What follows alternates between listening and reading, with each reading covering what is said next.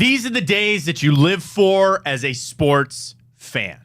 We sit here today, rivalry, Monday Night Football. The only negative thing is it's still 11 hours away. But nonetheless, we still get you started on what is a massive day. Man, I wish this game was at home.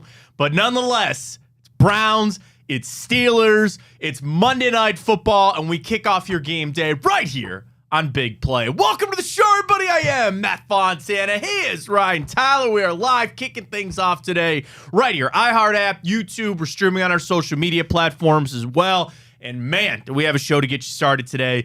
That's the only bad thing, Ryan. Like, Monday Night Football is so great. You're under the lights, all these things, but it's still like 11 hours. It's all right. Grab a nap today. I already know I'm grabbing a nap.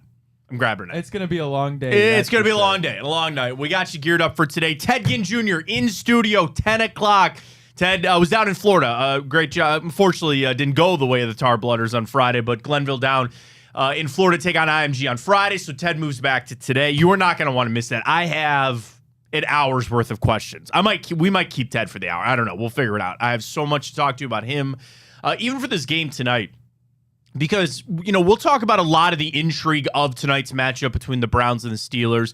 I think the biggest news we wait for this morning is Amari Cooper with his injury and a guy that might need to step up, Elijah Moore. Oh, a guy that might know a little bit about playing a role like Elijah Moore's would be Ted Ginn Jr. So we'll get to Ted coming up at 10 o'clock. Big matchups across the field for tonight. We'll get our betting to go as well. Thank you, Tua. Took a little alternate line there on Tipico last night. Yes. I did the same thing, Matt. That -2.5 seemed like free money. It did. It sure was. I got it. I moved up to 5.5. Where did you move yours up to? So I actually didn't do any alternate. I just went with the standard 2.5. I moved it up. I bumped it up on an alternate spread there for the Dolphins last night. We will go around the league coming. Let's move around the league to tomorrow because we want to include that. We will get to the morning update because there's things around Chris Antonetti potentially leaving the Guardians. Ohio State. What did I say? You guaranteed a lock, and it hit. Thank you. We will not talk about any of the other guaranteed locks that I've made and not come to fruition, but guaranteed. I have a bet for tonight. I have a guaranteed bet tonight. I go back and forth on betting on the Browns as a Browns fan, the jinx, and all that. And that actually kind of gets us into where I want to start this morning, Ryan, because this is some of the stuff that I love, okay? As a Browns fan, a lifelong Clevelander, these are the days that we live for. Big games, whether it is Guardians, Cavs, Ohio State, certainly the Browns, against a rival. It's early in the season. Yeah, everything is still in front of us, but tonight for the fans means so much. And when it comes to the Steelers, it's always been this age-old thing about how much do the players care. And professional sports, and specifically football, I want to focus in on just the football for a second. It's different than high school and college. High school, you're there, you're a part of it. You really have this disdain towards your rival. College is built all around that. We'll talk to Ted Ginn at 10 o'clock. I can imagine Jim Tressel made comments to him about, I need you to come here to help us beat Michigan. I need you to come here so we can take down Michigan. Ted, as a Clevelander, I can only imagine has a real big dislike for that team up north. The pros are where it gets different. Where the collection of these guys on this field tonight, for the Browns and the Steelers, very few of them are from Western PA or Northeast Ohio. Denzel Ward, he can make that case. He's from here, right? I get that. And there's a couple that, okay, they maybe went to school around there. But the rivalry thing is so different. The rivalry is something that we, as the fans, we carry that torch. We carry that. And it's unfortunate that we do because we also carry some of the negativity that comes with it. The fact that, yeah, we haven't beat the Steelers in Heinz Field since 2003. It's been a long time. And we've only beaten the Steelers in the expansion era 10 times. 9 of those have come at home in the regular season, by the way. And we know the playoff game that we beat Ben Roethlisberger. That one still feels... But like that, didn't that feel like damn good? Didn't that feel so good to win that football game? Is tonight a playoff game? No. But it is a game, in my opinion, in a step towards rewriting this. Because a lot of the conversation has been about that, the record and the fact that the Steelers, it was 20 straight home Monday night games they've won. All of that history that goes into tonight, does it actually factor in? Is it actually something that has the impact? And I go back and forth because I care about it as a fan, as a lifelong Steelers hate. Like as long as I've been a Browns fan, that's how long I've been a Steelers hater too. Like I was raised in a household that we do not like the Steelers, and boy do we hate Michigan. We've talked Cincinnati and Baltimore and the relationships there, sure. But if it's one of those things, if you are a Browns fan, you are a Steelers hater. I don't know many people that aren't that way, right? It's just when it comes with the territory. So when we talk about a game tonight, do I want Deshaun Watson to understand some of that? A little. Does he need to? Like, not necessarily. I need guys like David Njoku and Elijah Moore and Shelby Harris who just got here. I'm more worried about them playing a football game. I think that has big impact just on the season. It's a division opponent. You could potentially start 2-0 for the first time since 1993. Young Ryan wasn't even alive. I wasn't even a thought. Not even. Close. What year were you born? I was January of 2001. Oh, God. 2001? I thought you were at least 1990. Jeez, oh, man. Not a 90s kid. Holy cow. You missed a hell of a decade, man. I'll tell you that. Good times. Dude. Jeez, oh, man. I'm getting old. I don't know what to tell you. I know there's a lot of people out there like, dude, I was in high school or college or married with kids. But 2001, I was in the 7th grade. 7th grade, I think. Yeah, something like that. Anyway. Wow. So yeah, Ryan, do it for young Ryan tonight. Ryan has never seen the Browns start 2-0. This is an opportunity for that to remedy that of all the history. You're on there somewhere, Ryan. Of all that history between the Browns and the Steelers and all the negative history with the Browns, Ryan Tyler on there somewhere of he's never seen 2-0. I'm sure a lot of people out there, same thing. But you also go back then to the other side of the history where there was a long time that we kicked the living crap out of the Steelers. Like, we owned them. And it goes back to where the Browns were super uber successful and the swings and the ebbs and flows. And it's kind of funny to see how history has been written where it's not been often that the Browns and the Steelers were both good at the same time. It was kind of this back and forth. We own them, then they own us, and we took it back, and then it's been the Steelers for a long time. And I just go in, and we'll open the Twitter inbox up at Matt Fontana Show. You can watch the show live right there. I'll hit the retweet. I meant to do that right when we started the show because I feel, people can obviously watch us on there. They can always watch us when we kick things off on YouTube as well, but I'll hit the retweet on our live stream for this morning. But I do think it's interesting, Ryan, because as people want to talk about the history and they want to get ready for tonight's game with everything that's behind it, like with every single thing that people want to, it means more than it does. It's still just a football game. It's still just a game that is important for a lot of different reasons. And I need the team to focus on that. But I'd be lying to you if I didn't say as a fan that I'm looking for tonight to be a turning point. And that's something for me. That's something for you out there watching and listening.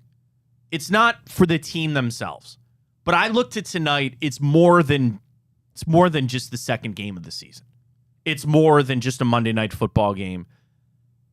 I need tonight to be that statement to me, to the fan base, that this team is it.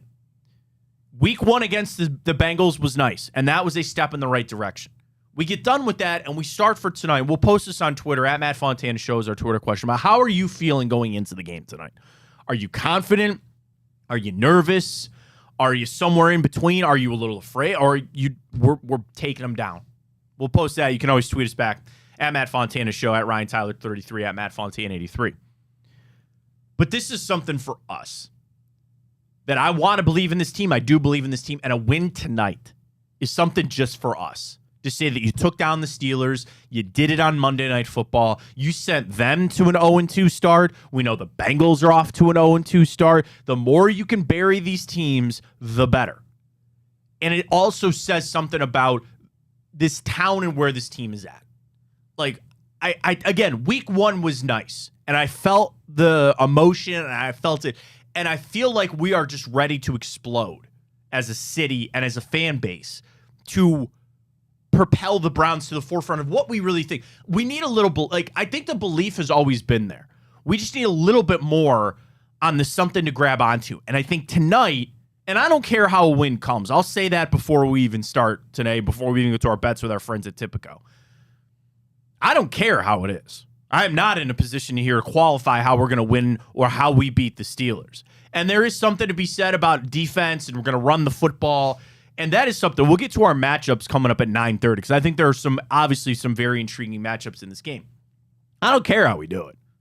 But to somehow beat the Steelers and to say you started the season with 2 division wins, and one of those was on Monday Night Football against the Steelers, it's saying something a lot about where this team could go. All right, we got a lot to get to. We'll get to Amari Cooper when we return. I am preparing like he's not going to play tonight. We'll tell you what happened if you missed it, because it happened over the weekend. The Browns did practice Saturday. He comes up with this groin injury. I'm trying to not make a mountain out of a molehill with this. I've got a take on where I think it goes and why it's going to be impactful tonight, but my confidence level in some of these other guys to step up. We'll get to Amari Cooper. We got to talk Chris Antonetti as well. There's been a lot of scuttlebutt that he might be leaving the Guardians. Maybe he's not leaving the Guardians. We'll get to that coming up with the morning update. Again, reminder, Ted Ginn Jr. in studio coming up at 10 o'clock. We're talking just football. I can't tell you how excited I can't tell you how excited. I can't even talk. It's how excited I am. Can't tell you how excited I am to have Ted here, because we're going to talk football. We're talking high school, college, pros. We got it all. And a little shade going to be thrown at one Tim Tebow when Ted gets here as well. So that'll be coming up at 10 o'clock. Anything else? Our tailgate is full tonight. So we did a great thing with our friends at Tipico with our Josh Cribbs tailgate for tonight. That is unfortunately full. We gave away all of our spots for that. As the week goes on, we will tell you more about our tailgate coming up this weekend for the Browns and the Titans back at home. So we'll tell you that as we go on. Tipico is up and rocking. Oh, dude, Ryan, there is a savory boost. I was looking at it this morning, man. There's a savory boost with our friends at Tipico for tonight's game, and it actually ties into Amari Cooper potentially not playing tonight. We'll jump into the Cooper update, where we're at with that. Just kicking things off. Browns game day, Monday Night Football tonight. It's the Matt Fontana Show right here on Big Play, streaming live on the iHeart app as well. Check us out there. We got plenty more when we return. Stay with us.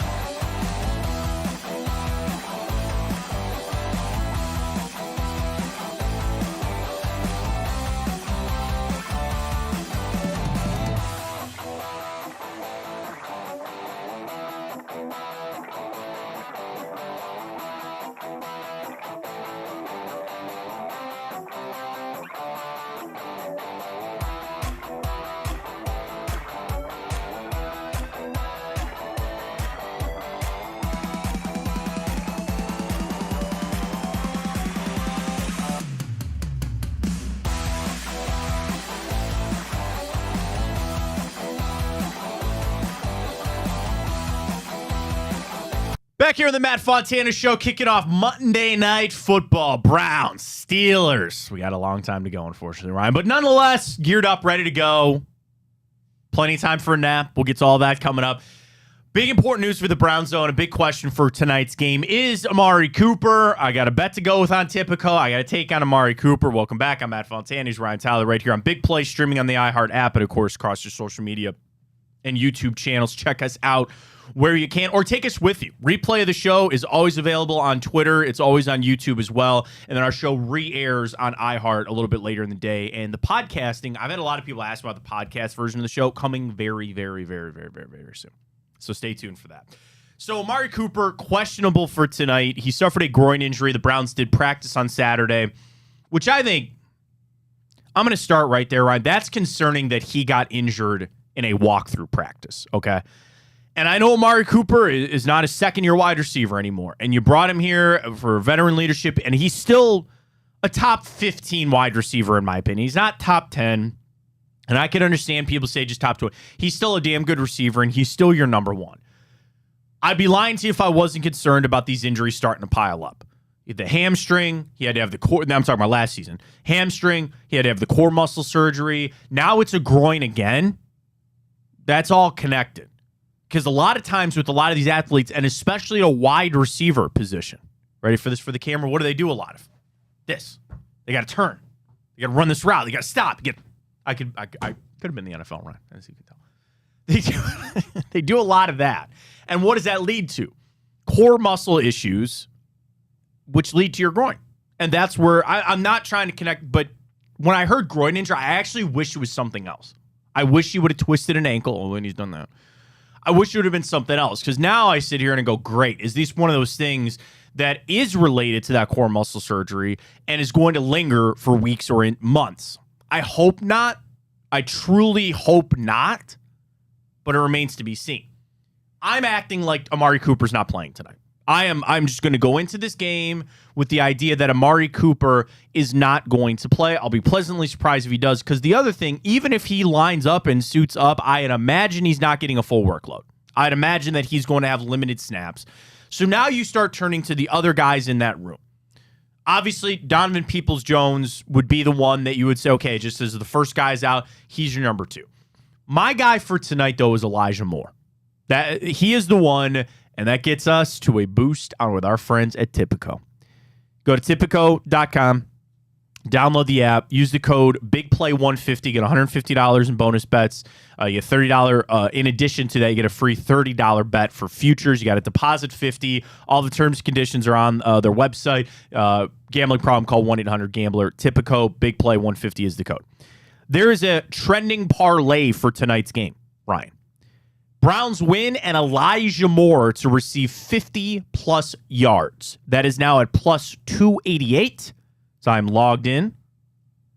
I will be placing a $10 bet with Tipico on that. Let's go, Browns. And I just said I don't like betting the Browns, but oh, well, whatever. Anyway, I digress. Elijah Moore is actually the guy that I'm more intrigued to see tonight. As far as we saw these little bits and pieces, and you go back to Sunday's game against the Bengals, and I try not to read too much into it because I just think if the weather was bad, it's like that's almost a throwaway game, which is hard to say because you kicked the crap out of the Bengals. I don't want to throw that away. But from an evaluation standpoint, from what I actually take away from that game, I have tempered expectations. So when I think about Amari Cooper, and again, this is just me, he's not ruled out yet, but I'm assuming Amari Cooper is not going to play. So then you look at what Pittsburgh is going to set up and what they're going to line up. And granted, this defense they're not the same defense that they've been in years past. And their best players on defense are obviously on their defensive line. Levi Wallace and the ageless, it seems to be, Patrick Peterson are their corners. Joey Porter Jr., which was interesting, because I thought, dude, watching preseason with him, I thought this guy was going to be explosive, and it's one game. Anyway, you know that they're going to shade Donovan Peoples-Jones with their best cornerback. When they sit there and they think about lining it up, they're going to put, and I'm assuming, take what you want about, what do you think about PFF, Ryan? Are you a big PFF guy? You enjoy the grades on PFF? Yeah, I enjoy them. They're pretty cool. Some people think they can be misnomers, and I certainly agree with that from time to time. Patrick Peterson is their best rated corner, though. He came out to a grade in the first week of a 63. Not great, but he's their best. So they're going to put him on Donovan Peoples-Jones. Then I think about Levi Wallace, who was abysmal in their first game. Horrible. He was the 4th worst rated corner at Pro Football Focus last week, by the way. That is where I think your matchup is going to be. If you talk about Patrick Peterson and Donovan Peoples-Jones, if Donovan Peoples-Jones can play to a wash in that, and I'm not talking about a wash like, oh, you just take him away, he gets no targets. I'm talking about 4 or 5 catches, 50, 60 yards. That, I think, is a wash when it comes to a corner wide receiver battle. You have that with Donovan Peoples-Jones on Patrick Peterson. I'm then going to look at Elijah Moore and say, that's where I'm going to need you to start feeding. That's where I'm going to start having you eat there against Wallace, but also moving around Elijah Moore. We saw a few little glimpses of it in week 1. I am thirsting for Elijah Moore out of the backfield tonight. I want more of it. I saw a little bit of it. You don't want to play all of it. You don't want Kevin Stefanski to give you everything. But I need more of that tonight. And that's where if you are down a big piece in the receiving core, it could be tough, right? Because what could Kevin Stefanski do? He could say, oh, no. I need Elijah Moore flexed out. I need Elijah Moore out in the route patterns here, out in the route trees to get out there and make plays. Me personally, I want him more in the backfield. I just want Elijah Moore to touch the football. I just want Elijah Moore around the ball as much as you can, moving in and out and getting it done. So that's the next guy. Can I bring up another name for you? Cedric Tillman. Here could be an opportunity for the Rook. Stepping in, he is more the body type of Amari Cooper, and nobody's going to replace Amari Cooper in this offense. Amari Cooper is still very good at what he does, and it's going to be very hard for the Browns to just say, hey, Donovan Peoples-Jones, just go out there and have the production of Amari Cooper. And especially when you're talking about missing a piece for defenses to account for, those are all the things, but I think there's a world that you need to start preparing yourself to not have Amari Cooper moving forward, and that probably starts after the season. But I'm talking about tonight. Cedric Tillman might get a few more reps, a few more ticks. I've been critical of David Bell. I'm sorry, I think that's semi bit of a lost cause. And then we get to Marquise Goodwin and what you might be able to get out of that. I think there's something to be said about stretching that defense, pushing them down, and then just under, like, I guess here's where I'm at with Amari Cooper going down. I want him to play. He's very good. I don't see this as some devastating injury. I don't see this as something that I go into this game tonight. Now, would I love to have Amari Cooper? Absolutely. Is this something where I go, we have no chance in hell? No. And there's a little intrigue. There's a little intrigue for me to see some of these other guys get a little more, get some more reps, and also to see a little on Kevin Stefanski to get after it and kind of mix it up. And I think it all comes back to this as well, Ryan. This Steelers defense, I don't see it. I don't. It's just week 1 and it's the 49ers. I get it. They gave up 220 yards passing and 188 yards on the ground. Like, 220, you say, like, oh, that's not crazy and all that kind of stuff. But still, Brandon Ayuk had a 16-yard per reception average. 16 yards and 2 touchdowns. Even if you want to talk about Deebo Samuel, who's more of that Elijah Moore type role, 5 receptions for 55 yards. Feels good for our Tipico bet, by the way. Elijah Moore, 50 yards, Browns win. You get that at a boost at Tipico. I don't see anything on this defense outside of TJ Watt. And Alex Highsmith, again, is very, very good. That secondary is not something that I look at. Minka Fitzpatrick is fine. I don't look at that defense and say, oh, man, there's Troy Polamalu over there. Man, they're going to lock us down. I don't. I really don't. And that's where it continues to add to my confidence. Back to our Twitter question, which is up at Matt Fontana Show, about how are you feeling going into tonight? And our responses are as follows. You can vote. Do you feel confident or excited, nervous, or not worried at all? Early results, 63% of the votes say people are excited. That's the same way. Like, I look at this and say, we are the better football team. I don't know how many times in my life I've been able to say that. I truly do not know how often I've been able to say that in my 34 years of existence. that we are a better football team than the Pittsburgh Steelers. So much so that we will, when we return, I'm gonna tell you about some of the matchups that we have coming up and why we're just better than the Steelers across several different areas. But that's something with Amari Cooper going down. I think you have capable replacements, and I think you're playing a defense that you can expose and a defense that you can take advantage of quite a few of your opportunities and matchups. 63% of people are excited for tonight. 27% are nervous. 10% say we're just chill. We're not worried for tonight. I'm obviously very excited for tonight. Ryan, cast your vote. How you feeling about the Browns, Steelers? I'm excited. Yeah, baby. dude. How can we not be? Like, let's go. Let's go. And I was going to do this a little bit later in the show, but what the hell, we'll do it here, 9:26 your time. They're not losing tonight. There's not. I'm not guaranteeing it. I made a bet on Tipico on this boost, and I did say that I was going to stay away from betting on the Browns. As far as win-loss, I have a take on the over-under that we'll get to.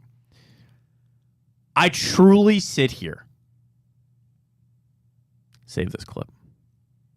I don't see a way the Steelers beat us. I don't. And that goes back to a lot of things. Yeah, there's the history. Yeah, it's the Steelers. Yeah, they're at home. I throw as much of it away as I can, knowing that I've been in part of this rivalry for 30 years and watched them. I get all of it. I'm talking about the two teams that will take the field tonight. Yeah, Mike Tomlin's very good. I don't see a way the Browns lose to the Steelers tonight. I just don't.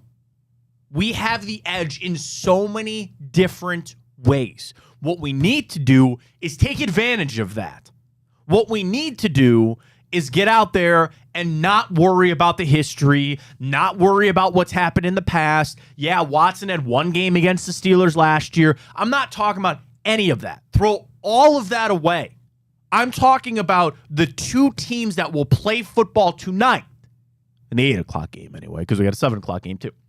I'm talking about the two teams, the Browns and the Steelers, that are playing tonight. The Browns are the better football team, and I need them to show up and play like it and take care of business. They have no business losing this game tonight. They have none. I get it. I get all the other things that want to go into your head about, oh man, it's so hard to do. Stop that. We need to stop that and understand that really, in the grand scheme of things, doesn't matter. Dalvin Tomlinson wasn't here for all that. Zadarius Smith was not. Now, some of the legacy guys, Joe Bitonio and Myles Garrett and Nick Chubb and David Njoku and certainly Denzel, who's been here through it all, they have a little more in it. They've seen a little bit more. There is the history. Yes, the Myles Garrett and Mason Rudolph thing. I get it. Okay, yeah, fine. But then some of those guys were here for that big playoff win. So they're a little more invested than maybe some others. But the rest of those guys, just look at it as we are playing an inferior team. We are facing a team that wants their offensive coordinator fired and run out of the building, that has their own wide receiver, George Pickens, battling an injury. They have a guy in there, what's supposed to be one of their best offensive players, and Najee Harris got 9 carries last week. Kenny Pickett, for as good as he was ending the season, maybe a big sophomore slump coming there for one Ken Pickett. Who knows? But when you look across, when I'm talking about the matchups, where the players look across and they see one another. When you see Denzel Ward, even if George Pickens was fully healthy, I'm taking Denzel Ward. When Shelby Harris and Dalvin Tomlinson and Zadarius Smith and Myles Garrett look across to that Pittsburgh offensive line and you see, Dan Moore is their left tackle. Taking the Browns, okay? There's all these things across the board that lean towards the Browns. And we know fluky things can happen, and football games start meant to be walked away with. We saw a lot of games yesterday, just even yesterday, where I thought the better team lost. And that's football. It's why, how the hell the Titans beat the Chargers, I don't know. I frankly don't know how the Packers lost to the Falcons, but they did. So I get it. There's some of those things that can happen. But the Browns are a better football team. They are a better football team than the Pittsburgh Steelers. I want to continue on some of those matchups. We'll discuss DeJuan Jones against TJ Watt tonight. because of all of those matchups, of all of those things that are happening. I think that could be one of the biggest ones where the Browns need to focus. I think they will. Frankly, if they take care of it, I think they'll take care of the game tonight. Twitter question is up, at Matt Fontana Show. You get the live stream of the video right there as well. You can follow me at Matt Fontana83. Ryan is at Ryan Tyler33. Twitter question is up. We will do a little bit of morning update. We'll do that about 9:45 because we do got to talk Chris Antonetti. And Ted Ginn Jr. will be sitting right there come 10 o'clock. We have a lot of football to get to with Ted Ginn coming up at 10 o'clock. So we got you locked and loaded. We'll take you up till 9 this morning right here. It's the Matt Fontana Show. Big Play, iHeart app, YouTube, and streaming on social media. Browns-Steelers matchups. We'll get to that when we return.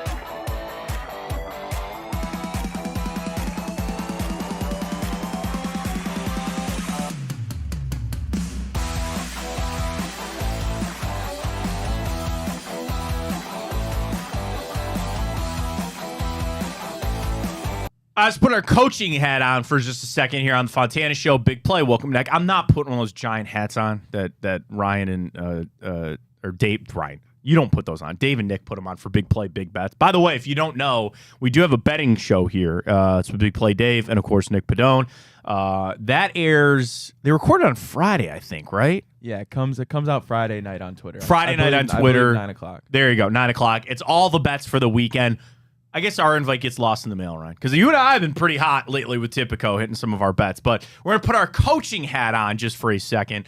Let's talk about some of the big matchups tonight for the Browns and the Steelers. Check us out on Twitter. We're at Matt Fontana Show. Our Twitter question is up there, and you can always grab us in the Twitter inbox as well with some of your big matchups, because I think, Ryan, as we look at this game tonight, and I've boasted and been confident and said the Browns are going to win tonight. And that's not me coming from a cockiness level. Like, the Browns are the better football team. And I just need them to play that way tonight against the Steelers. The biggest matchup, and I think where I kind of circle things of how this could go bad for the Browns. Because part of preparation is sometimes what is worst case scenario? What is the worst case scenario?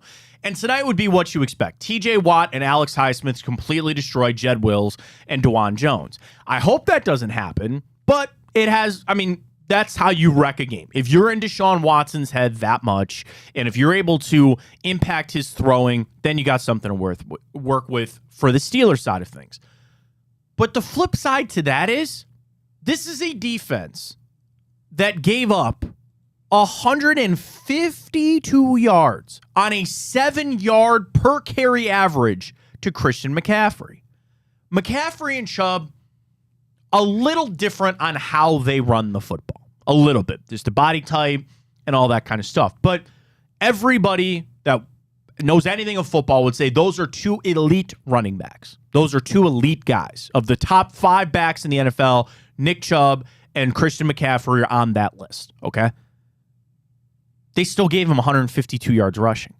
And when I watched more of that game with San Fran and Pittsburgh, I saw more runs that look more like Nick Chubb runs than Christian McCaffrey. Now, they got to the edge, and they really stressed that, and they pushed that a little bit, and you need your tackles to get involved. And that's the nice thing about DeJuan Jones. And I've said this about, even if it goes really bad, if things go really bad tonight in the first quarter or the first half, and you just see DeJuan Jones is struggling, they're going to help him out, but then just run the football. Because one of the tactics is get TJ Watt tired. Run at him for a couple of series and get him tired, and get DeJuan Jones, which is his massive frame. There's not too much technique or things that need to be get in front of this guy and push him out of the way. DeJuan Jones is a massive man. TJ Watt's strong. I get it.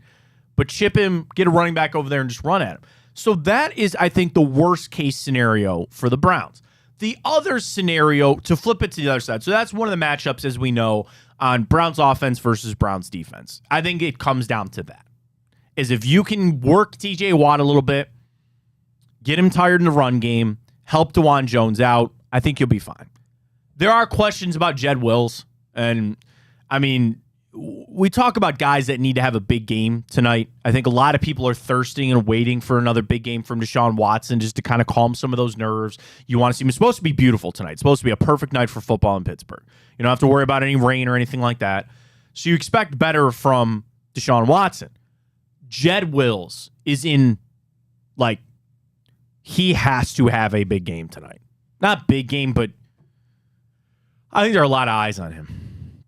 And tonight, you need a bounce-back game from Jed Wills. So for the Browns offense, that's where it is. You flip it over for the Browns defense, and they were stout against Joe Burrow in a weather crappy type game or whatever. But as we know, the Bengals started to see a little success running the football. And there's questions that if Zach Taylor would have run the football a little bit more, had they found some better success. That's my biggest thing is Najee Harris tonight. Yeah, he was limited to 6 carries. I think I said 9 earlier. What do you have, 9 touches maybe? I don't remember. 6 carries. And granted, that's because San Francisco got out. They were up 20-7 at halftime. So, that they had to throw the football. And I'd feel fine if they wanted to let Kenny Pickett throw it 46 times again tonight. That's fine. Go ahead. Please. Please do. Throw more than 2 interceptions, I'll tell you that much. They're going to probably try to lean on the run a little bit. And that is a test. This is going to be a big test for Jim Schwartz's defense. After game 1, we were throwing bouquets. I was right there with you. What a great effort. And did you shut down Joe Burrow? You know the Steelers' name of the game for tonight is they're going to try to run the ball. They're going to try to play clock control, and they're going to try to slow this game down. And the Browns can counter with that. Maybe tipping my hand for the pick that I have a little bit later when it comes to the over-under. But nonetheless, they're going to want to run the football tonight. And that defensive line, let's call it for what it is built to get after the pass rusher. They are. Are they going to be stout enough to be able to stop the run? Are they going to be able to get in there and plug the gaps that are as needed? Because I can only imagine that Matt Canada, offense coordinator for the Steelers, who everybody wanted fired after last week, watched the tape and saw the success that Joe Mixon and the Bengals had. And Ryan, they're going to come into this game and say, well, if you're running with Joe Mixon, Najee Harris, we can do that too. And I think that's going to be their biggest thing on offense is trying to get that involved with Najee Harris. So I really think it's the lines. As much as we talk about, gut check North, AFC North football, and Going to be a lot of lines. It's going to be a lot of running and how much we can limit how much they get after Deshaun Watson. Twitter question is up at Matt Fontana's show. You follow me at Matt Fontana 83 as well. We're asking everybody, how do you feel about the game tonight? We're going into the game tonight. How you feeling? Excited, nervous, or not really that worried? 65% of people are excited. 24% a little nervous. 10% are not worried. They're just kind of chill. They're kind of calm. They're going into the game tonight. And I do think it's a little different for having the away. Because like if it was home tonight, people would be, getting out of work a little bit early, picking the kids up early, getting down for the stadium. But I do feel like this, I don't know, man. I woke up this morning, I tweeted this. So my son, he's 2. Our daughter's only 2 months old, so she's just up all the time. It's fun time, Brian. All the parents out there watching, you know what I'm talking about. But so I got her son up, and I get him dressed, and we're sitting down there eating breakfast. And I had an orange shirt because I was like, oh, the Browns play. And I was like, oh, I'll put your orange shirt on. My wife goes, well, wait a minute. His brown shirt's, like, I put it in the wash. It's ready to go. I go, So I go upstairs, and I grab his brown shirt, and I looked at him, and I said, can you say woof, woof? And he goes, woof, woof. And I go, here we go, Brownie. My wife's like, you're insane. You're absolutely insane. So we got one in already with my 2-year-old son this morning, so we're geared up. We're ready to go. But I got the feeling, I got the vibe, just even on social media, just everything that people are ready to go for tonight. So enjoy it. We're happy to be a part of your morning, kicking off your Browns game day tonight, getting ready to go. We do have some programming changes for today, too, because Chico is actually going to do a little pregame show. So Chico will not be on noon to 2 today. I think he's doing 7 o'clock tonight, right? 7? All right. And I'm not putting anything on this, but you never know who might stop by, because we're doing our tailgate tonight, in-studio tailgate. So you never know who might stop by. So we'll have Chico push back a little bit tonight. Gearing up, Browns Steelers, 8 o'clock tonight down there in Pittsburgh. Let's do the morning update when we return, because I do want to talk Chris Antonetti. Kind of a semi-bombshell that came out. Apparently, he's been linked to the opening with the Boston Red Sox. Will he actually leave? Is he staying here? Terry Francona's future. And hey, how about them guards with the little sweep? They're not. It's over. Stop it. Stop. Okay, they're done. They're out. They're 7 games out of the Central. And I will not believe it until they're 2. You want to get back to that? Fine. Go kick the crap out of the Royals. I don't even know who the Twins are playing. Stop it. Just stop. It's over. But good job on the guard. We'll talk Antonetti. We got some other stuff, morning update. And 15 minutes away, Ted Ginn Jr. will be here. We got a lot of football to talk about with TG. We'll do that when we return with the morning update right here. Fontana Show, Big Play.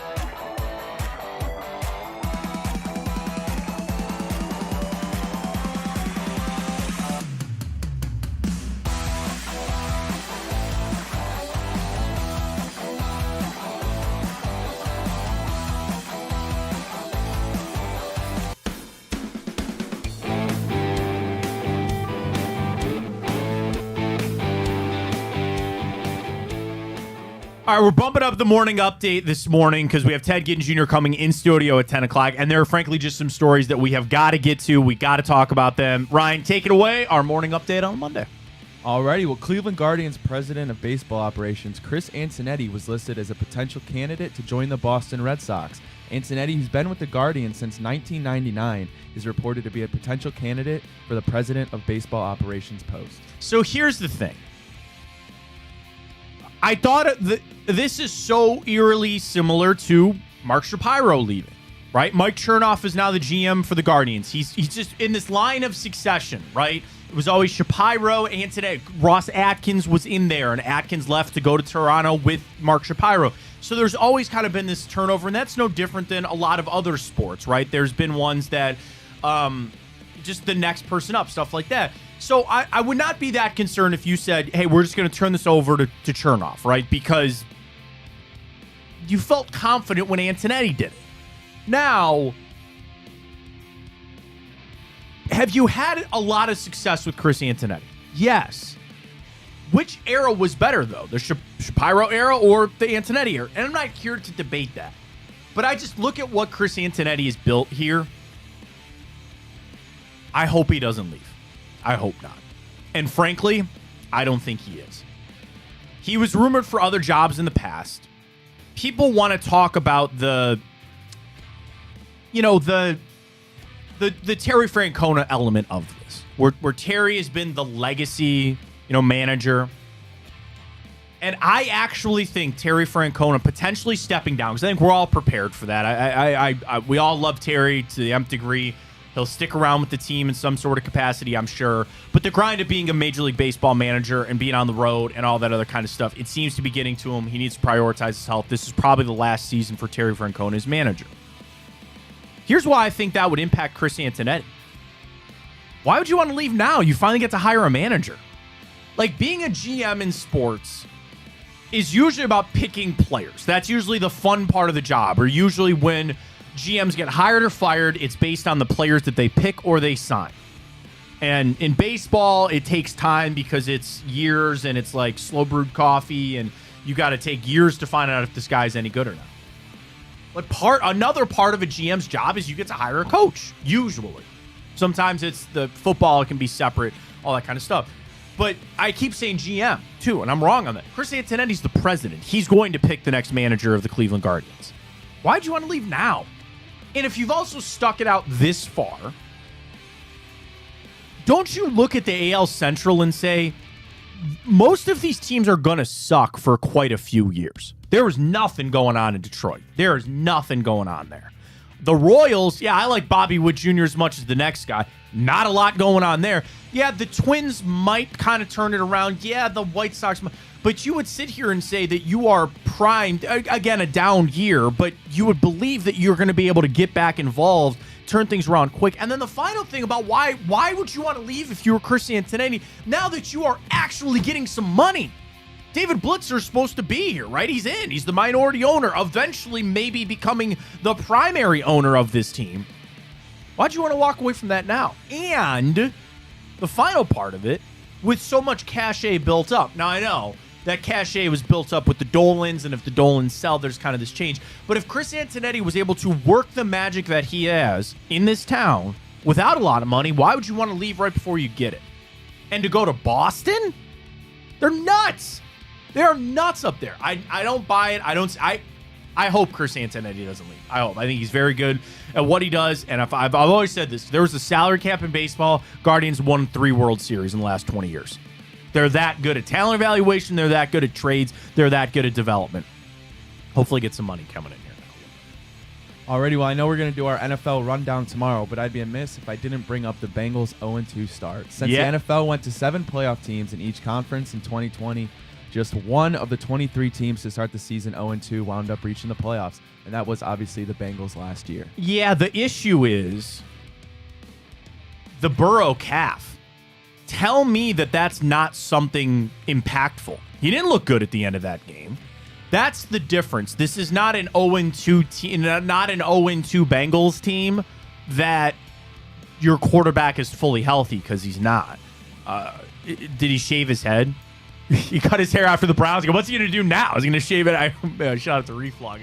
He had the tweet about it with a bald-looking Joe Burrow. I don't. Joe Burrow didn't look like he can. Some guys can pull that off. That the shaved head. I don't think Joe Burrow can. But anyway, I digress. The difference is, that he's hurt. I think the pressure's starting to get squeezed a little bit. Not like pressure, because there was pressure to get Burrow signed to the deal, and he did. Now I think there's pressure where all eyes are on Cincinnati, and is it going to just start clenching up a little bit now that they're 0-2, and their comeback might be, we face two really good teams. And the Ravens game was closer than the Browns game. But that's the other thing about the NFL. When you win your division, that's what you got to do. Like, their schedule does not get any easier on the way out. They still have some really, really tough games to come. Love nothing more. Somebody from this division's not making the playoffs. Even if, no matter how you break it down, you got three teams making the playoffs out of this division. That's fine. I could see that, and most people would say it's Pittsburgh. It might just be two. Maybe it's just the Browns and the Ravens. That's why tonight, if you could send the Steelers to the Shadow Realm with the Bengals at 0-2, I know it's only the second game, and I say this loosely, but it's true. Just bury the...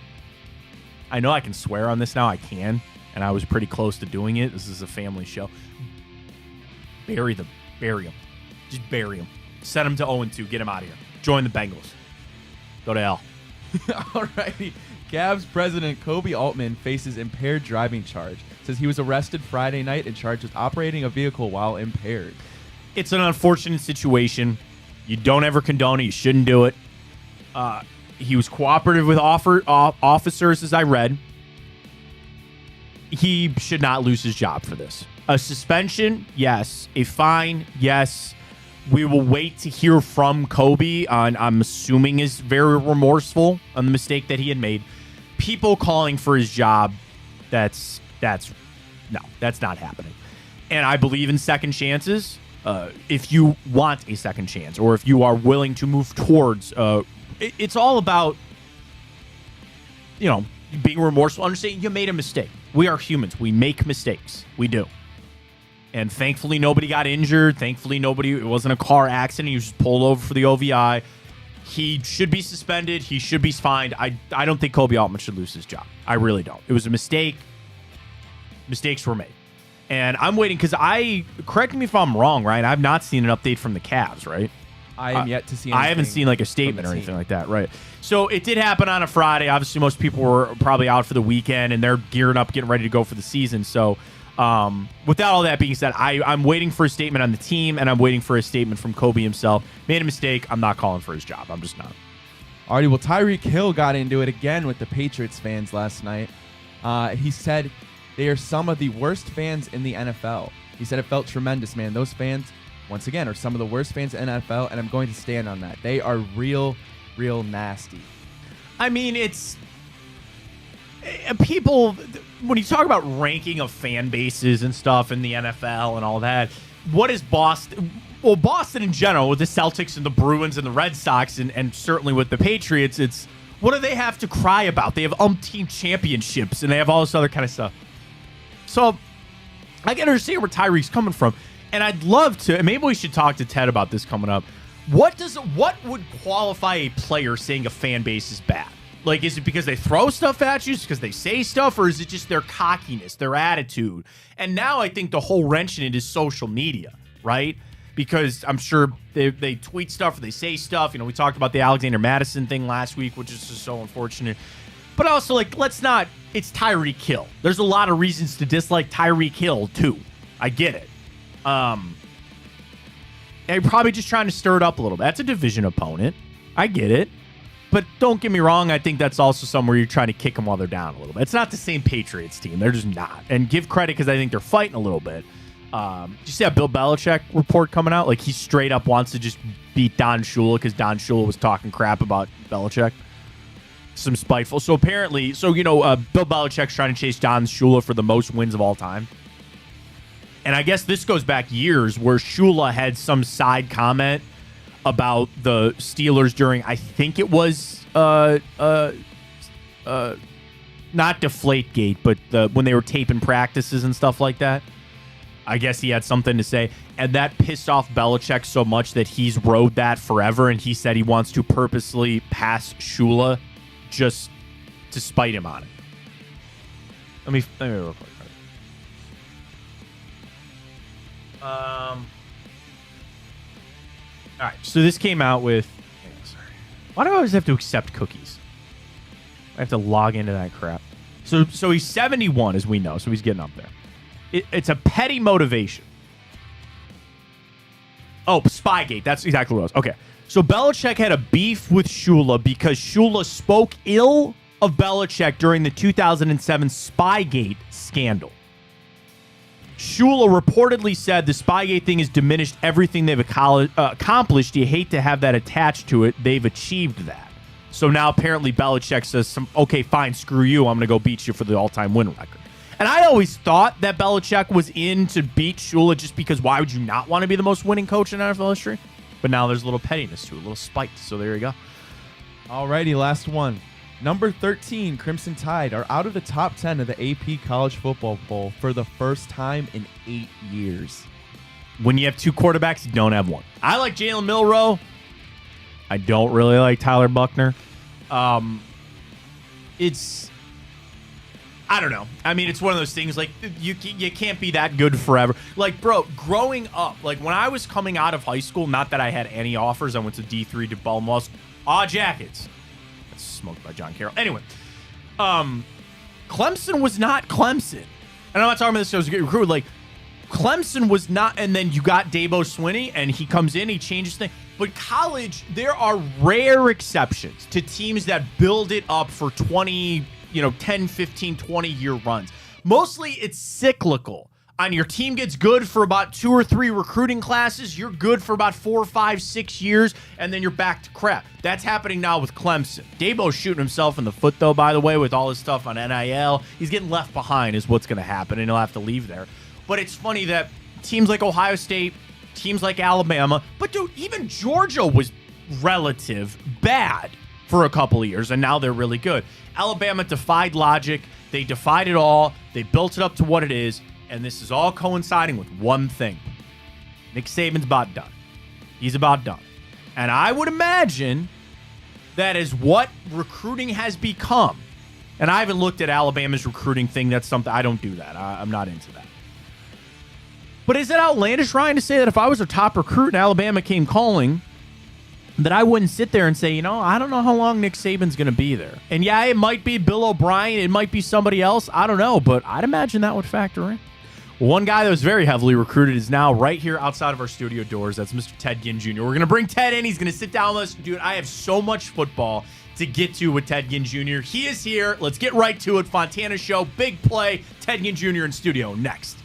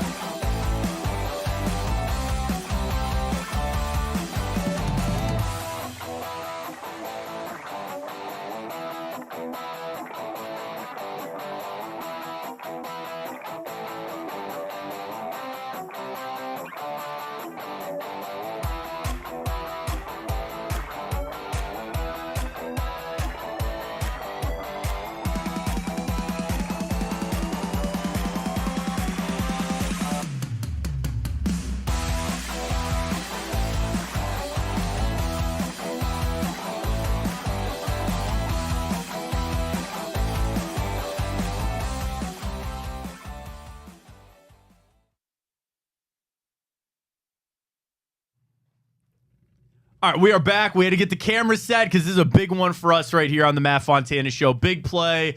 We have a Cleveland, Ohio State, and NFL legend, Mr. Ted Ginn Jr. in studio with us this morning. Ted, we really appreciate the time. I say this, you are not that much older than me, man. But growing up in Cleveland and then becoming an Ohio State fan, bro, I'm so happy to have you here. I'm so honored to be able to talk to you for a couple. I heard a lot about you guys. It's a great setup, and I'm excited to be here. So we got a lot, and you're so gracious with your time because I'm going to keep you for a little bit here. I got a lot to talk to with Ted Ginn Jr. We'll get to the game tonight. Obviously, Monday Night Football. You've played in primetime playoffs. We'll get to all that. But we start because you have a tweet of a take that I have had forever. It's your pinned tweet right now. Ted, you don't get hurt in that national championship game. There's no Swamp Kings documentary. We're not talking about that. You guys are winning that football game in 2007. Sure. Yeah, that's for sure. You know, with the structure of the playbook that we have for that game, being the leader that I was that year, it was going to be a great thing to see. I kind of popped it off with the kickoff return, to try to give y'all a little idea of what the night was going to be, and that was the night, But, the things that came after that was a blessing, you know what I'm saying? So I was able to showcase my talent, and that's all I wanted to do. Going back to that game, that team, Ted, like when you look at the amount of talent that was there, obviously you were a big part of that, Troy, just so many of the other ones, but when you looked across and saw that Florida team, what was that like to look across and knowing that just the amount of NFL talent that was on that field that night, did that ever resonate with you guys? I mean, yeah, for sure. I mean, you knew that they had a great defensive line that we was going to have to go against. And the secondary and different things like that, they was young, you know what I'm saying? So we kind of had that in our mind that, we would try to go out and take the youngness out of the play, but as you could see as the years went on from that Florida team, the different prospects that came out of that as 2 years went on, they had one of the greatest classes that you can ever really talk about. So we just caught up early, and we tried to use what they didn't know against them early, but we just never was able to showcase that. What did you think of the documentary? Because people were really I think sports documentaries are so interesting now where they can be a little glamour. They can really kind of, leave some parts out of it, because I know a lot of people, they look back on it and they go, wait, you're not going to mention all this other stuff with Florida that was going on, and obviously you were playing in that game and kind of being a part of it. Like, what did you actually think of the documentary? Well, in anything that they do, they're always going to make sure that they showcase the good. It's their thing, right? Yeah. And, they did the best that they can do without having to get legally involved with people with money. Yeah, that's a good point. Yeah. You know what I'm saying? So when you're doing documentaries and the way that people are living and the way things are going, it gets kind of like on a budget side. So you kind of can't really tell a lot of stories that you really want to tell, because it involves that person that probably wants some type of compensation from it. Ted Ginn Jr. joining us in the studio for a little bit here on the Matt Fontana Show on Big Play. To the current state of Ohio State down there in Columbus, Ted, obviously, I was happy to see Saturday. I was happy. It seemed like the pressure got off a little bit because there was a lot made about this two-quarterback battle. And what would that be like as a teammate, as sitting there watching? You have two guys that we think can play. They're going to go with Kyle McCord over Devin Brown. But could that mess up things on a team when there's a quarterback battle or competition like that? I mean, I was in a quarterback battle with George Smith and Justin Sherwick. Yeah. It really depends on who want to play behind who, and that's just what it all boils down to. The coaches can make a call and say who they want, but it really depends on what the players want to do in that locker room, and you will see that as the year go on. You got to know, Ted, right? Like, you're out there as a player. If you're in practice, you watch. The players know who the right guy to start is, right? That's for sure, and it's just with anything that go on, you got higher callings that people have to go with, you know what I'm saying? But once you see the kids gravitate to the guy that's supposed to be the quarterback, then it's nothing else to be talked about. Talk about that for a second. Like, is it something where you want to let it play out, but sometimes the players will make the decision for you? And as a coach, it's just you need to be able to follow what your players are saying. Like, we have chemistry with this guy, or this is the guy we're leaning towards. Sometimes the players can make the decision. Yeah, I mean, just in my years, there's no shade to nobody, right. But we knew that Troy Smith was a better quarterback. You know what I'm saying? It was just the time or the wait till he got in to be able to showcase who he really was. And then as you gave him the key, you know, he won the Heisman. You know what I'm saying? He got everybody involved that was supposed to be involved, and he showed that he was the better guy. It's no shade to nobody, but as a locker room, we know, we see. You play against a defense every day. That defense can go out there and really make or break a quarterback. You know what I'm saying? And in practice, that's what you want. And, you know, as the weeks go on, we'll see how it turn out to be. But right now, as long as you head first and ready for the next game, you know what I'm saying? Notre Dame is up. Let's just get ready to worry about that week. Ted, I think you were part of the first group to establish Ohio State as that wide receiver you. I mean, the groups that you guys had, now it's really official now with guys like Marvin Harrison Jr. who are there. Obviously, we had Jackson Smith and Jigba and Garrett Wilson, who I'm so impressed watching Garrett Wilson, like even yesterday, man. Yeah, that was great. He's so good. Tell me what you see out of Marvin Harrison Jr. I mean, he seems as even last year to this year, just the complete package, the size, the strength, everything. I mean, he was born into this game. First off, he was born into being a receiver. Me being a receiver, and at the highest level, and not really having the background of being a receiver at the lowest level, you know, in high school or coming up, you know, I was a quarterback, I was a DB, but to go full time, you know, the game has slowed down tremendously for that guy. As far as college go, I mean, he didn't surpass that by far. But going into the next level, just being able to have body control, the way that he used the sideline, the way that he set people up with routes and different things like that, it just showed you that he's been coached well, you know, and as well as being coached is something that he's doing that's just in him. You know what I'm saying? And watching his dad and being able to watch football for so many years, you know, it's a cheat code, you know, and then going there, being in a pro-style type offense. You got Brian Hartline that's been a pro guy for his whole life, that then seeing speed, then seeing me, you know what I'm saying, and seeing all the guys that we've talked about in the last 10 years or 12 years that then came through Ohio State. Being a guy that he was at Ohio State, you know, it just takes the top off to the creativity that the guy has in route running, and he's just a great guy to watch, you know, and he keep an Apple Watch on. I know that's the code.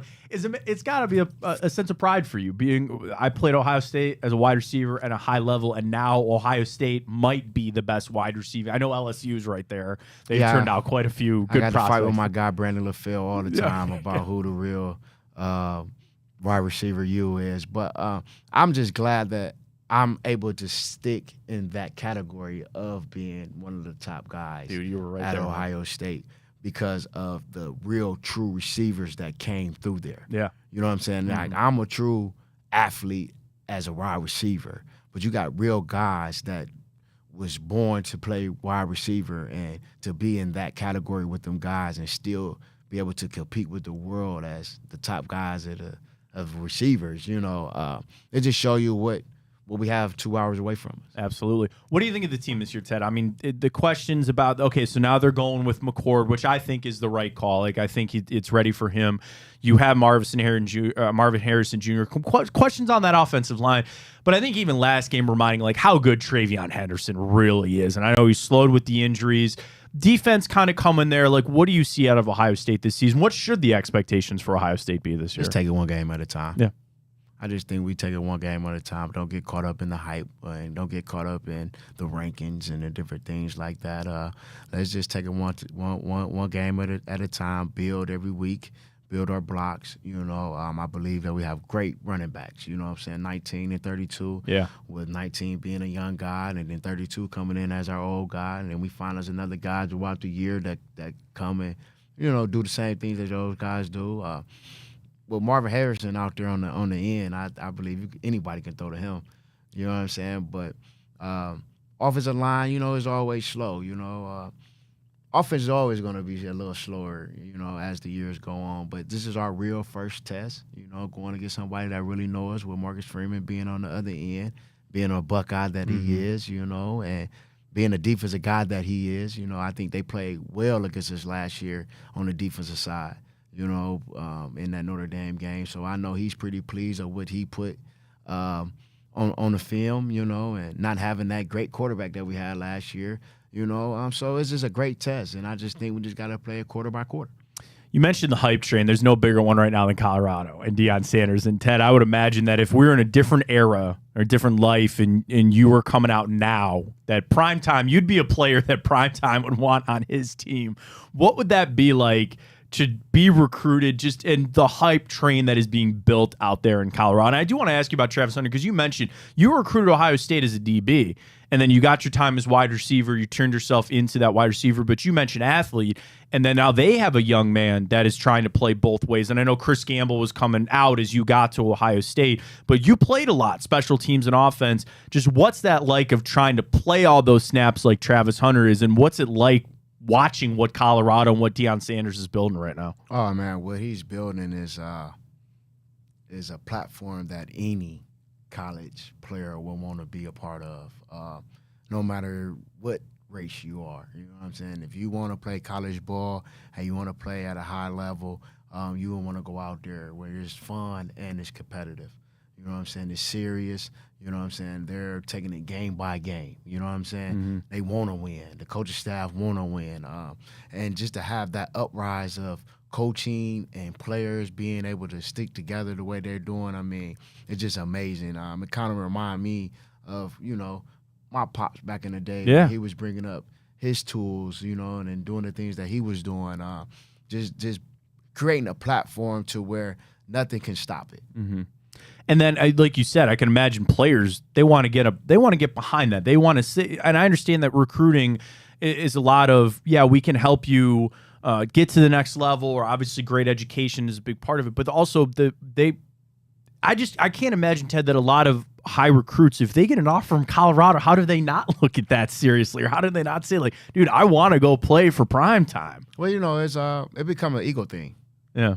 That's a good point. It becomes an ego thing, and it becomes if I'm really ready to go play on that level, you know what I'm saying? Because it's not only do it bring out my athletic side of me, but it bring out my personal side of me. You get what I'm saying? So I'm working at everything with Deion. I'm just not working with school and just what college is about. I'm working with the whole 9 yards of what the world is about. You know what I'm saying? I'm showing you, if you win now, this is what happens when you win now. And especially now with the NIL stuff, because I did want to ask you about that. I mean, you were immensely popular when you were at Ohio State. You're still immensely popular. What have you seen? And obviously you're involved, and I want to talk a lot about your dad, things going in Glenville. You've got a great youth program that's rolling too.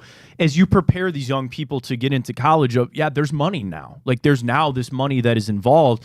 What, if anything, have you seen that changes the game? And is there any part that you look back and you think about, like, man, I wish I had that when I was at Ohio State? It's a gift and a curse.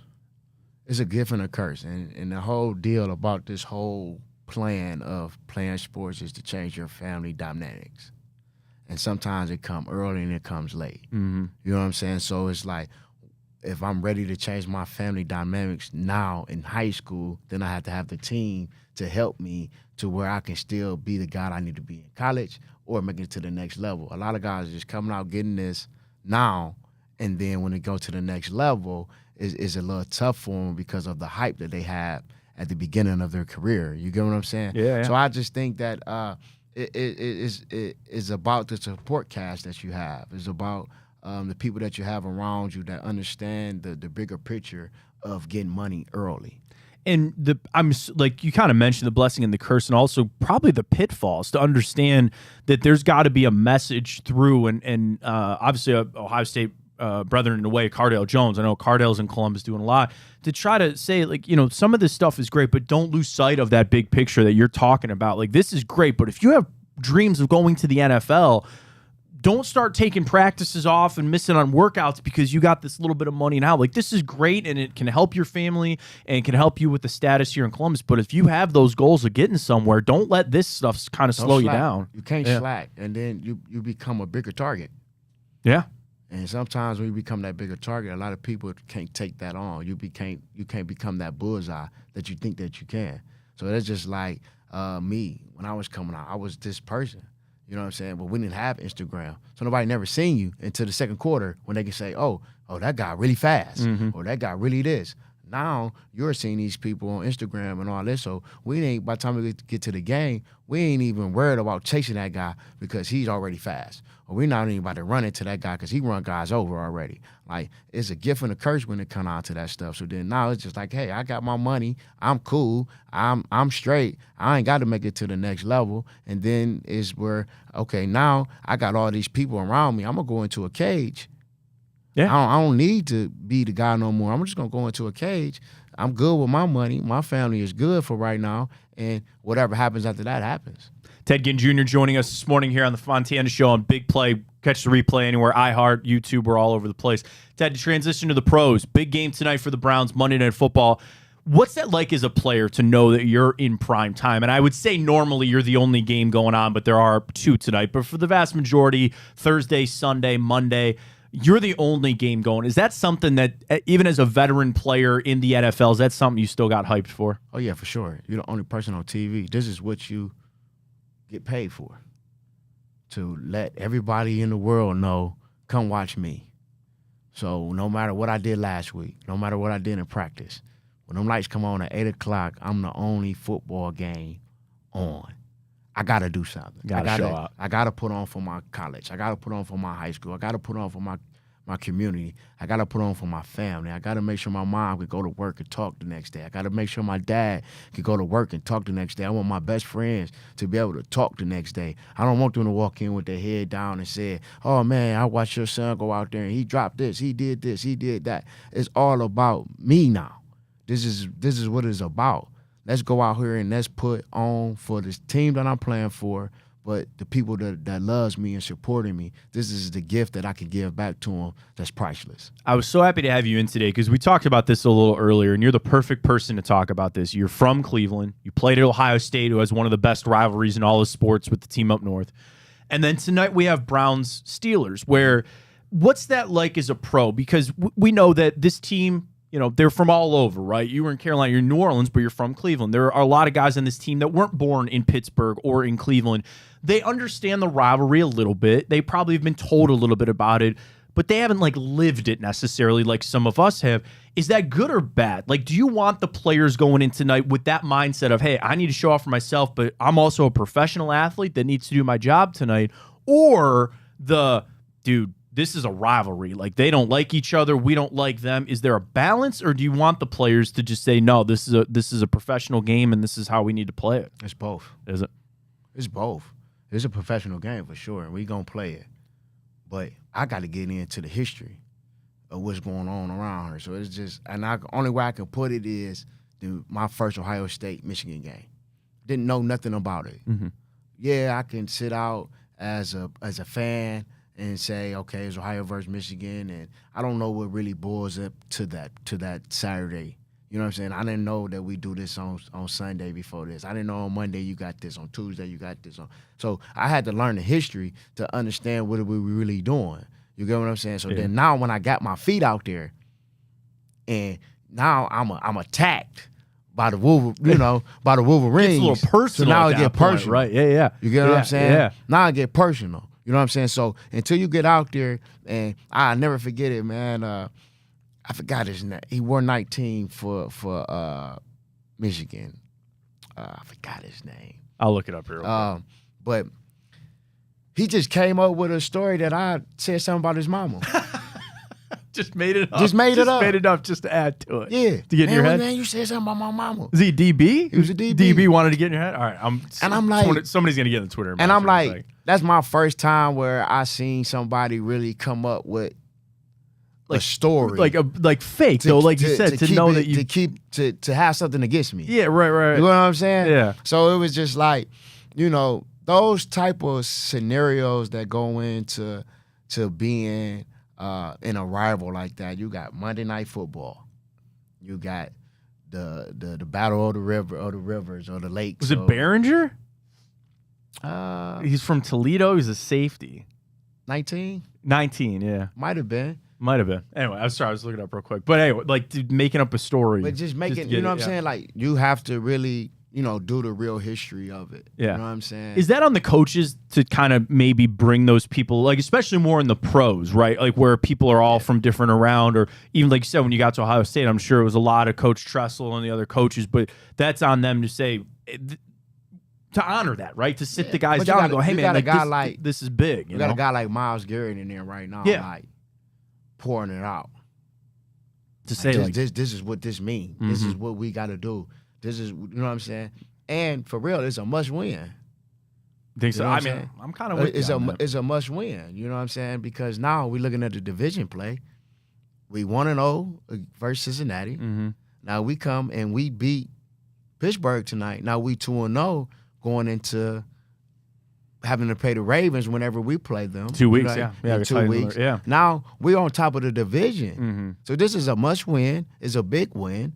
You get what I'm saying? And it's the start of the season. Another part of that, off of that, kind of with the rivalry, because Ted, a lot of people want to bring up, the Steelers haven't lost a Monday Night Football game in like 20 straight, or the Browns haven't won there. Does that matter as a player? Yes, it does. It does. Okay, it does, tell me why. Because that's all you hear. And you want to set it wrong, right? That's all you hear. So then the first time they go out and they might score, we might hang our head. First time they go out and we might throw an interception, we might hang our head. You get what I'm saying? And then now we go back to history repeat itself. You get what I'm saying? So that's a gift and a curse all year. You know what I'm saying? I remember playing Ohio State, the 98 team that beat us at Michigan State when we was undefeated. You get what I'm saying? Mm-hmm. And that was the biggest thing that you heard all they came in the house, they came to the big house, they beat us. We don't do this. You know what I'm saying? And after a couple quarters, we go on and win the ball game. Mm-hmm. That's the same way with us. We just got to go out there and put our feet in the grass and let's play football. How hard is it to play in Pittsburgh as a player? It's very hard. Is it? It's too much. It's a lot of history. You know what I'm saying? I mean, like, they going to sell out no matter what. Yeah. You're going to see black and gold no matter what. I played in Pittsburgh my rookie year, and it was raining, snowing. One hour is helling, mm-hmm. And I go out there in the first punt return. I'm talking about practice. I slipped right on the helmet on a turf that's like Ted. The fact that they still play high school and college games, football, everything. It was I'm assuming the turf is chewed. And right? now I got yellow, and I ain't even started the game yet. It's on the back of your you know, on the back of my jersey. Yeah. Y'all want to come in and ask, can I get a whole new uniform? You get what I'm saying? But it's just a tradition around there, man. And you know what we have as a Brownie and a Steeler, like, is no different than Ohio State, Michigan to me. I'm a Browns fan. Mm-hmm. I want them to go out and win. I tailgated last week. Did you? Yeah, fun. And I had the best time ever where I took my 60-inch TV, put it in the back of my friend's car, and ran my iPad. And that's my first time ever really staying at a tailgate. Really? I mean, from top to bottom. I've been playing as a player. You were always in the stadium, always going, right? And it was one of the greatest things ever. And it rained. Yeah. Oh, it rained. Real experience, right? Tailgating a little bit, yeah. I had my tent, my guys, you know, and dude, we had a ball. Tailgating, you sound like a pro over here. The tent, you had the TV, you're ready to go with the iPad. Tell me the food lineup. What'd you have? Oh, man, we had deep fryer. We had 3 grills. Nice. So we had shrimp, chicken, ribs, collard greens, potato We're coming salad. to Ted's tailgate. Like, we do a tailgate at Big Play. We're just coming over to your tailgate. Yeah, come on over. Bombs on the go. There you go. Perfect. I love it. Ted Ginn Jr. joining us this morning here on the show. Ted, talking about this game tonight, and I brought up a player that I wanted to ask you specifically about the Browns, because I just see that this guy might be a little like you, and that's Elijah Moore, right? He seems to be, like you said, an athlete. Like, people go to wide receiver, all that. But I see him in the backfield. I see his jet sweeps, and I want more. I want more of Elijah Moore in the slot, in the backfield, just getting the football. What do you see out of his game? It's been a small sample size thus far, just a little bit.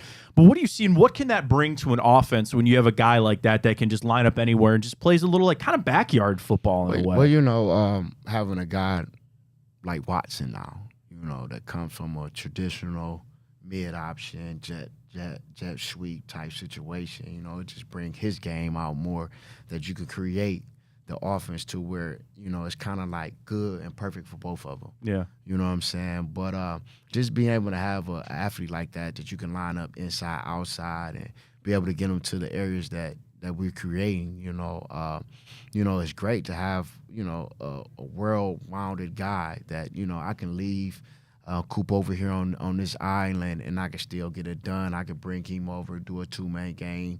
I could go over here and do a 1-man game. It's just give a lot of different components to the offense, especially having a Joko sitting there in the middle where I can run him down and now this guy coming underneath. You know what I'm saying? It just give a lot of different ranges to our offense. And that's a guy like Watson, I think about, again, talk about athlete. Like, that's truly where he's at. And a wide receiver, I'd imagine that's fun to play with a guy that can extend plays and work out. But there's that chemistry. Like, we hear so much about, they got to get on the same page. But I can imagine with a guy, and obviously like Troy was with you guys at Ohio State, when a guy can move and when he can extend plays and is truly a playmaker in his own right, that can probably be a little harder for a wide receiver, right? To know, like, hey, I might be in the right spot, but he's going to move, or I need to be able to stick with him and know where he's going to kind of build that chemistry.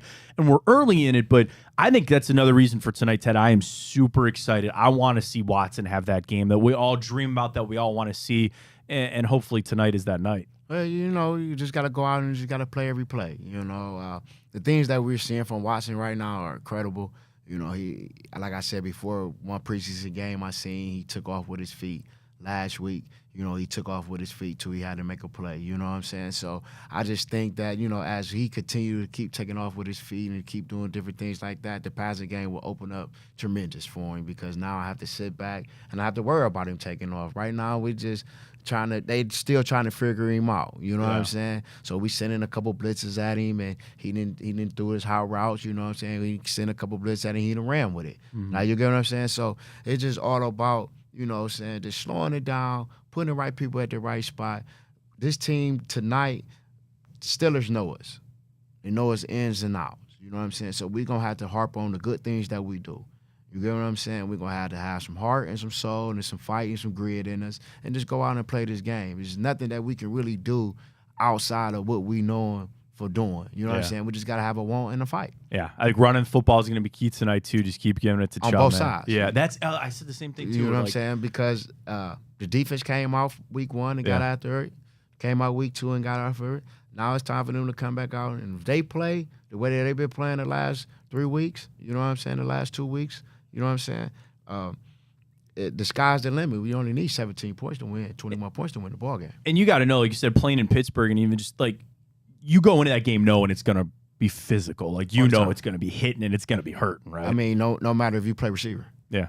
Like, if I play receiver, but I know going in there, I got to crack block. I got to keep my head on the swivel, because everybody's looking to make a play. Everybody want to be that play. You know what I'm saying? Like, especially a Monday Night Football rivalry, all of that. Yeah. Like, everything matters. So I can't take a play off and block it, and then this dude come down and hit me in my mouth and blow the play up or whatever it may be. You know what I'm saying? I can't just take if I'm tired, get off. Yeah. Like, you get what I'm saying?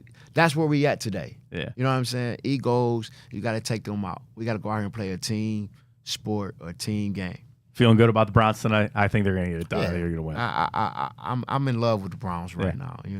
Being able to really be a Browns fan. I don't have to worry about I play for the Saints this week, and I got to win my game, but I want to see the Browns win. Like, you get what I'm saying? Like, I'm a true Browns Cavalier fan. Yeah. You know what I'm saying? And I love it. I love it. Ted, tell us about where you're at right now. You're telling you have an amazing youth program right now. Obviously, we know your dad, Glenville. Tough game on Friday against IMG's a very, very good team, but Glenville's looking really good to get back down there to the state championship. But you were telling us a little bit earlier, you're even a level before that, kind of helping out some young people as they begin their journey in some athletics. I started a youth program called Again Elite. We've been up and running since 2015. I actually started with basketball, but the last 7 years I have football now. I do football, basketball. I run track. I do track and cheerleading. Mm-hmm. We go around the world, around the different countries as we can. Mm-hmm. Just try to give them an experience that. Not saying nobody else is doing it, but just try to give them the getaway experience. I don't know many kids that get to say they get to travel international, so that's pretty cool. Yeah. So, we just try to just, create the pipeline that everybody else is creating out here with different schools. You know what I'm saying? Right now, I have the #1 ranked 14th U football team. Wow. Right now, in the country. You know what I'm saying? We went on a little gauntlet earlier this year, and we knocked off a couple good teams to be able to be ranked where we at now. So, I'm just trying to take that and brand that down into the community, which has been great. My 8U right now is highly ranked in the country. I have a great 10U right now that's highly ranked in the country. You know what I'm saying? And then my 7, my 9, my 12, and my 13, we're fighting like dogs right now. And we're having fun doing it. It's not about what you get out of it right now. It's about what you're building and what your creativity for the next step. You know what I'm saying? And being able to give these kids some type of opportunity to see that it's not just all about football either. You know what I'm saying? It's not just all about track. It's not just all about we have to do the school work. We have to do the little things to make us be the persons that we are. You know what I'm saying? So my program, it runs from 7 years old to 18. Track is where I get kind of like a lot of my high school kids back. You know what I'm saying? Girls and boys. Okay. But as far as the sports-wise, the football, basketball, and the track is with the youth. Nice. You know what I'm saying? So I try to plug them to go to Ginn Academy when it's over with. Or a lot of my girls have went to John Hay. Okay, yeah. You know what I'm saying? And ran track there. You know what I'm saying? So it's just not all about Glenville. Right. You No. know what I'm saying? Well, and you're impacting lives. I mean, I think so much about, there are a lot of stories about the kids that come back that say they had the talent, but they just needed that little bit of help or a little bit of direction, or to say, here is a professional athlete to be able to give you just a little, hey, try this drill, or hey, we're going to change this just a little bit. Like that little direction. Ted, you're changing lives. I mean, you really are. You're helping lives here. You are. So, man, just trying to be able to see my kids on Monday Night Football. There you go. Yeah. See my daughter on the Olympics running track, or it's just amazing just to see the different ways that the kids go outside of the sport. Yeah. You know what I'm saying? And dealing with young ladies and dealing with young men, and you got people that's tapping into all type of things that you're just like, wow, it's amazing that they're not caught up in this. They're not caught up in that. They got a business mind here. They got a business soul here. They loving here. Like, they making plays. Just to see that I have 6 sophomores that just played against IMG Academy in Florida is showing me that I'm moving in the right direction, that they're still getting the national level, that those 6 kids I had at 8 years old. That's got to be so gratifying, too, as a coach to see it, right? Like that's, you know what I'm saying? Yeah. To go play at IMG, and, we lost, but we won. Yeah. It's great. I mean, you guys were down there against one of the best teams in the and they didn't really just run over. No, and that's the thing. It was not a blowout by any stretch of the imagination. And we just come out and we have a different mindset. And I'm just being real. We have a different mindset. We have the community behind us in a different way. We have the sideline that they have, the computers that they have, the water system that they have. Like, if we had all of that, we could compete. But we can't compete against the national team, and we call ourselves national. They go play 8 plays, and then when it's over with, they watch it on the sideline. Technology's been crazy. I mean, so then when they come out, they're correcting on the fly. On the fly, watching probably on an iPad. They're looking. No, they around. watching it on a touch screen TV. They could draw a line and really stop your play the next time. So when they see that formation, when they see that set, it's nothing that we can do. We can't even compete with it. That's different than our area, Ted, where you just had a coach come over and go, everything going all right, good, all right, we'll get back out there next play. Or we had a notebook that did like this. Yeah, right there and be like, all right, no, they have a real tent that they go sit on offense and defense and on special teams, and make sure that they do the right deal. I know you got to run, but I got to bring that up because it's so interesting. You're a father, I'm a father, and I think so much about how the world has changed. Just even when you and I were playing sports, and granted, you always get that from people like, oh, it's not like what it used to be. But even as what you've mentioned about coaching, where what was it back in the day? You played well in high school, you had colleges come call, and then you went to college and you played football or basketball or softball or whatever. But now you mentioned the social media pitfalls that are out there. Everybody's got video and everybody's got huddle and you get exposed and all that kind of stuff. Then you've also got now kids in 7th and 8th grade getting scholarship offers all of a sudden. And it's not that I'm afraid or anything, but it's just it changes so much. So I think it's even more impactful of what you're doing with the youth to say, hey, we want you to be good athletes, but like you said, there's just a whole different world now out there surrounding athletics, some good and some bad. Yeah, I mean, right now, man, it's a flip fold. You know what I'm saying? I mean, I'm in the 7th grade, or I'm 13, or I'm 12, or I'm 10 years old, and I got a scholarship to Temple. Like that. Like, what are you gonna tell that kid? Like, you know, what are we doing? Yeah, I don't know. You know what I'm saying? Because now that kid he's really committed to Temple. Mm-hmm. Or did he get it because now he gets to go to school and tell everybody? And that's where I get caught up at. It's like, what are we really teaching? Yeah, you know what I'm saying. So I try to teach my kids that play 3 sports. Oh yeah, be the person that you're supposed to be in all 3 sports, because they teach you something differently in all 3 sports.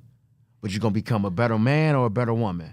You get what I'm saying? Yeah. I think about the don't take away, like, we take away too much and put our kids in one surrounding. Then when that surrounding don't help them, then now we come to mental health. We come to all the different things that come on with growing up as a kid. Preparedness for life. We can't even get them to recognize who they is no more. Yeah. I mean, you, as a multi-sport athlete too, like, how fun was it when you knew? Now, granted, you were sad to see football, but you knew you were excited for track and you were excited for the next thing, the different friends you had on different teams. It brought teams. me back. Yeah. So if I lost to Brian Hoyer my senior year in football, I didn't play basketball that year, but I was a state champion in track. Yeah. That brought my life back up. I was down. Yeah, I was hurt. My senior year, you don't get to play high school football no more. So what if I just only had that? Yeah.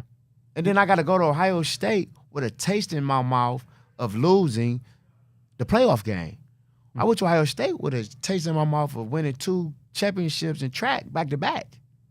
So when I got to Ohio State, I was ready to play football. Yeah. You know what I'm saying? I was ready to get back into it. Right. You weren't sitting there. It didn't carry on with you the whole time. It didn't carry on with me. Right. That the last thing that I did, I lost. Well, the last thing I did, I won. And I could only imagine that you would be the perfect person to say track helps you play football, right? Like track helps you play anything. Exactly. The transferable skills. That's conversations I've had with so many people of, oh, you might get hurt. And I understand that, but also hand-eye coordination, speed, agility, strength, all of that. If you play other sports, they're going to help you. Whatever sport that you want to do or you want your son or daughter to do, they're going to be better by playing other sports. There's no way that's not true. Yeah. Track, boxing, and swimming is like an all-time hand-in-hand with anything else you want to do. Yeah. Because you got to work every single limb of the body. Mm-hmm. Ted, this was fantastic. I hope not the last time we're going to do it. Really appreciate it. Enjoy the game tonight. Because I said, now that you're a fan, you're going to be tailgating. You're watching the game as a fan, be neurotic, all like the rest of us. Bro, this was so great. I really appreciate you stopping in today. No doubt. Awesome. No doubt. Great stuff with Ted Ginn Jr. We're going to catch a break. We got our bets for tonight on Tipico. We got our final plays for tonight. We'll get you geared up for Monday Night Football right here on Big Play.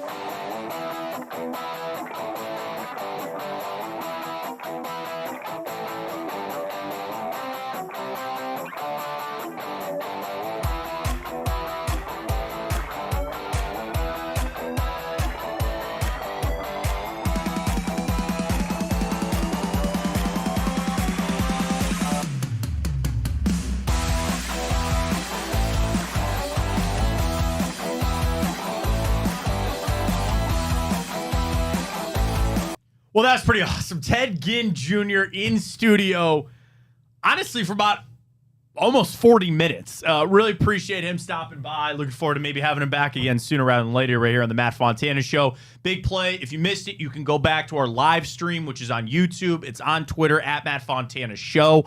And, of course, be on the replay this afternoon on the iHeart app as well. Ryan, welcome back. We didn't really chance, but, I mean, dude, 40 minutes with Ted Ginn Jr. was pretty awesome. And so it flew by. He did. He did a great job. And dude, he had some funny, and he really did have some fantastic insight. I did. I wanted to, and hopefully, again, be able to get a chance to talk to Ted a lot more moving forward. But I had to ask about the Swamp Kings things, man, because I have always had that take. And if he doesn't get hurt in that game, Ohio State's winning that game. Like, they just, it's one of those, like, vivid sports memories that you have of watching that game. We went to, my dad's buddy was having a big party. A big Ohio State fan, and my dad took me and called my brothers. This guy had like this decked out basement. I'm all excited because he had like free, appetizer, and I'm sitting there just eating pigs in a blanket till I couldn't see anymore. And watching this game, and we all look at each other. We go, "Did Ted Ginn just get hurt?" And we're like, "Oh God!" And granted, it had an impact. I believe that to the nth degree forever that they would have won. Yeah, it was great stuff on Ohio State, but really for the Browns tonight too. To hear Ted talk about that rivalry, really that it does mean something for tonight, dude, let's go. We are on our way. Browns Steelers tonight, 8 o'clock. Reminder, two things. Number one, Chico is going to do a pregame show starting at 7 tonight. So he's not going to be on at his normal noontime. He's going to be on with a special pregame, 7 o'clock. Josh might stop by. Josh Cribbs, because we're doing our tailgate here tonight.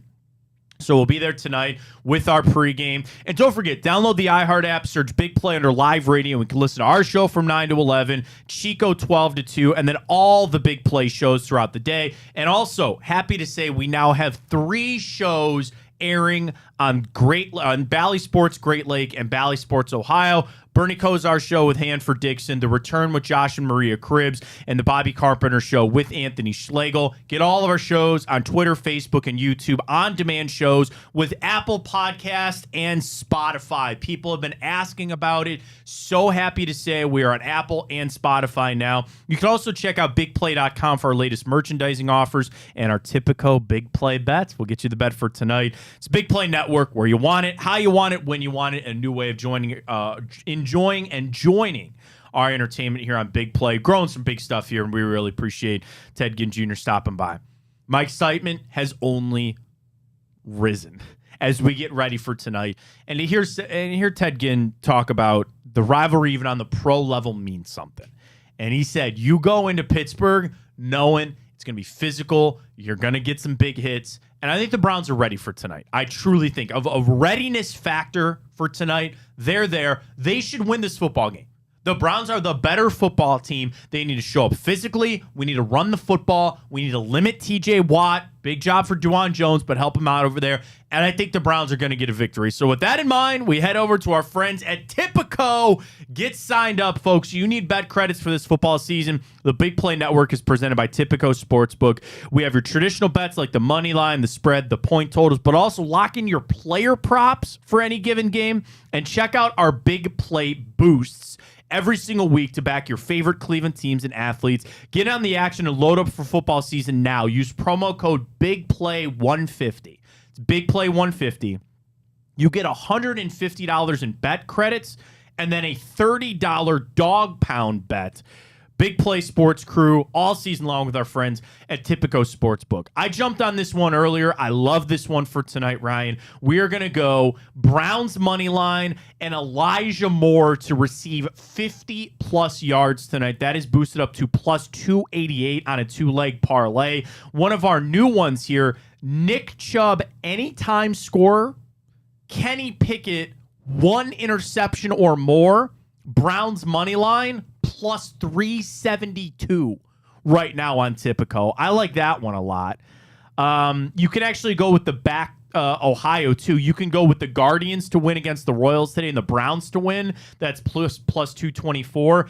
And then the Reds and the Browns to win, plus 306. So check that out with Tipico. Use that code BIGPLAY150. Appreciate everybody joining us this morning. So great to have Ted in. If you missed our interview with Ted Ginn Jr., go back. Catch it on the Twitter. You can get on YouTube as well. Amazing stuff, and appreciate all the support. We kick off a big week this week here on Big Play and a big game tonight. Like, come on, Browns. Let's get it done. They're going to get a win tonight. I know they are, and they're going to beat those Steelers. We're going to 2-0. They're going to 0-2. What a night it's going to be, and we can't wait to talk about it tomorrow right here on the Matt Fontana Show on Big Play. Great stuff this morning. Appreciate Ryan. For Ryan, I'm Matt Fontana, and as always, here we go, Brownies.